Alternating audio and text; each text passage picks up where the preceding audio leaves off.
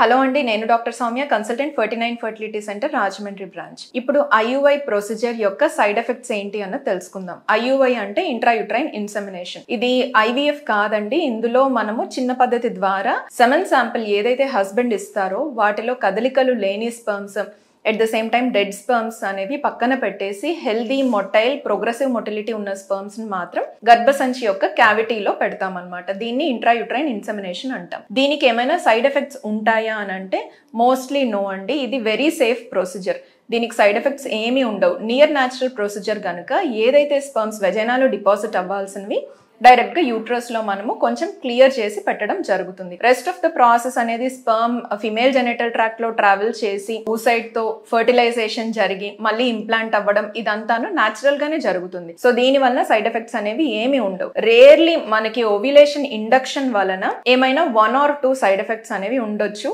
ఒకటి ఏంటంటే multiple pregnancies. మనకి ఐయుఐ లో టాబ్లెట్స్ యూజ్ చేసిన తర్వాత ఐయుఐ చేయడం వలన ఒకవేళ more than 2 or 3 dominant follicles వచ్చినప్పుడు గనక ఇలా ఐయుఐ ప్రొసీజర్ చేసినట్లయితే గనక మోర్ దాన్ 2 జెస్టేషనల్ సాక్స్ అనేవి ఫామ్ అవటం జరుగుతుంది. ఇది మల్టిపుల్ ప్రెగ్నెన్సీ అన్నమాట. And one more thing, OHSS అంటే ఏంటి అంటే ఓవేరియన్ హైపర్ స్టిమ్యులేషన్ సిండ్రోమ్. ఇందులో ఓవరీస్ అనేవి అండాశయాలు ఏవైతే ఉన్నాయో అవి ఎక్సెసివ్ గా రెస్పాండ్ అవుతాయి మనం ఇచ్చిన ట్రీట్మెంట్ కి. దాని వలన ఓహెచ్ఎస్ఎస్ అనే వన్ మోర్ సైడ్ ఎఫెక్ట్ అనేది ఉండొచ్చు. బట్ ఈ రెండు సైడ్ ఎఫెక్ట్స్ కూడా వెరీ మినిమం అండి. Mostly it is less than 1%. 99% couples లో ఐయుఐ అనేది very safe procedure to be undergone. Thank you.